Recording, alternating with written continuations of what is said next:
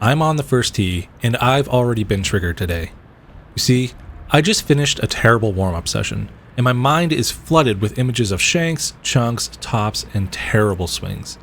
Believe me when I say that I briefly contemplated leaving the course because it was that bad, but then I snapped back to reality and reminded myself of the beautiful day it was. No matter how awful this round could be, I'm still out here doing something I love. It's time to leave the past behind, step up, and hit that ball. To say I was astonished by the ball flight would be an understatement. Hitting the fairway is always a welcome sight. I'm standing about 145 yards away with a good breeze blowing today. I'll club up and give it a shot to reach the green.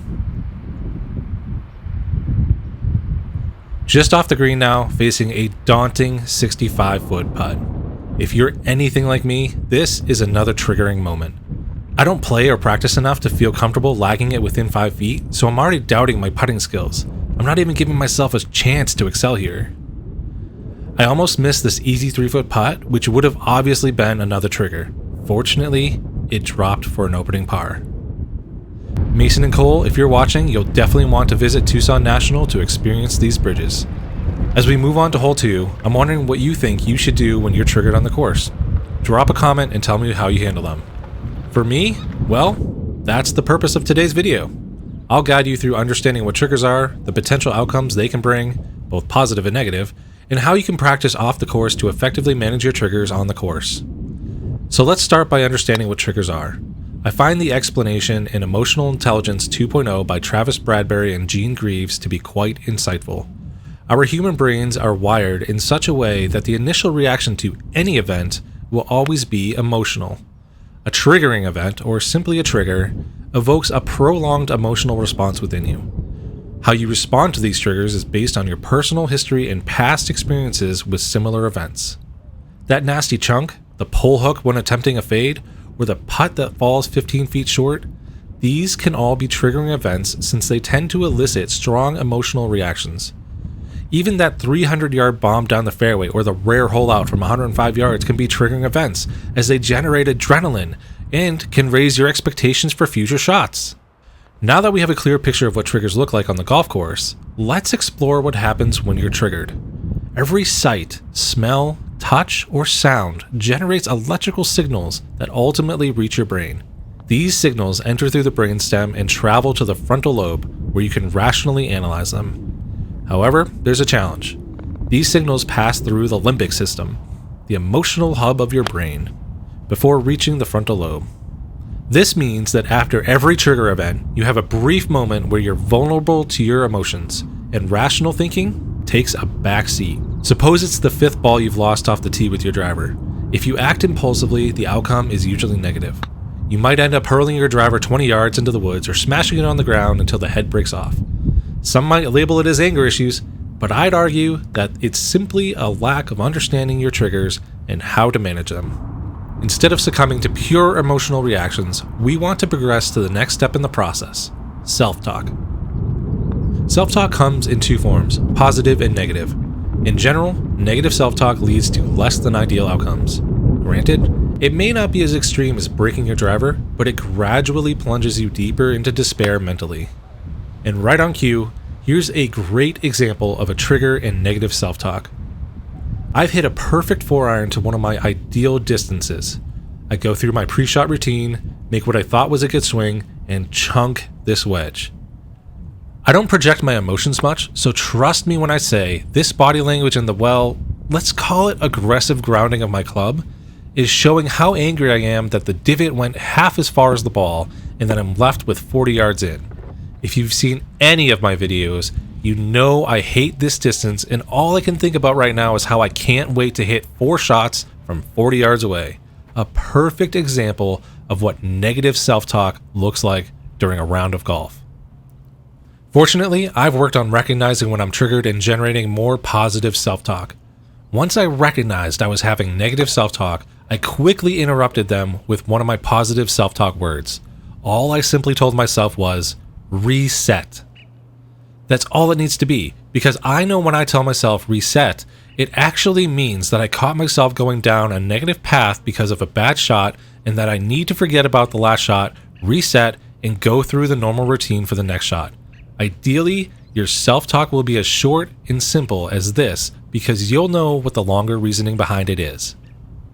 And in this case, it worked because instead of hyper-focusing on negative thoughts, which probably would have caused me to blade my next shot long of the green, I reset my thoughts, went through my routine, and hit a chip on the green.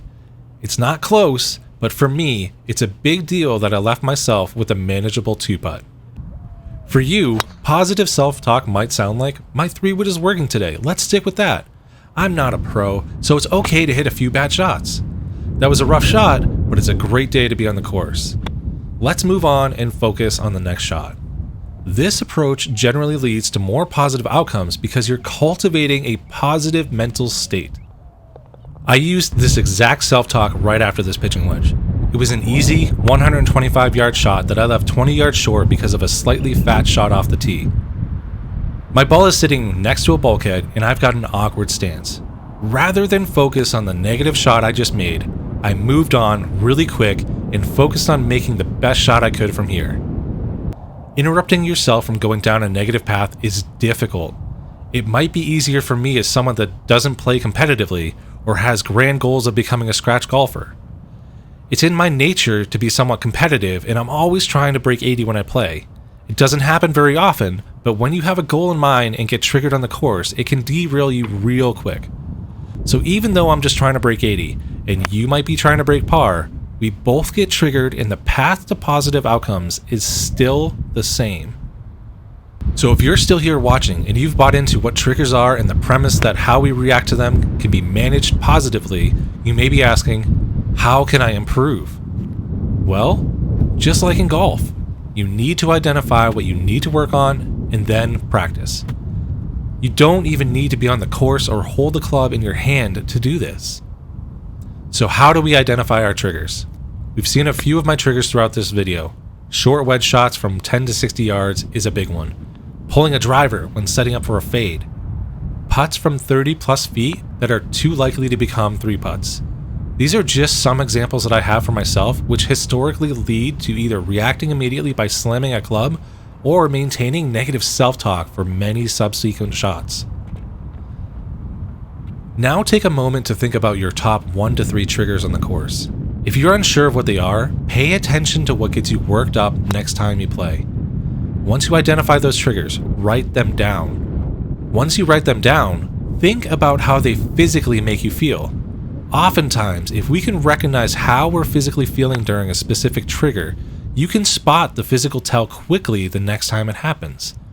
Then think about how you react to that trigger normally. The awareness of both the physical manifestation and the associated reaction is now data you can use to allow yourself to recognize the trigger in real time. The next step is to practice the path to positive self-talk. Now that you know what your triggers are, you can visualize them. So go ahead, visualize your first trigger and practice giving yourself time to transition to self-talk rather than emotionally reacting. Once you're confident that you won't react without thinking, choose a short phrase or even a single word that will serve as your self-talk when you encounter your trigger. Remember, self-talk shouldn't be lengthy. It should swiftly interrupt negative actions, allowing you to focus on actions that lead to positive outcomes. So keep practicing. It doesn't have to be hours and hours each day.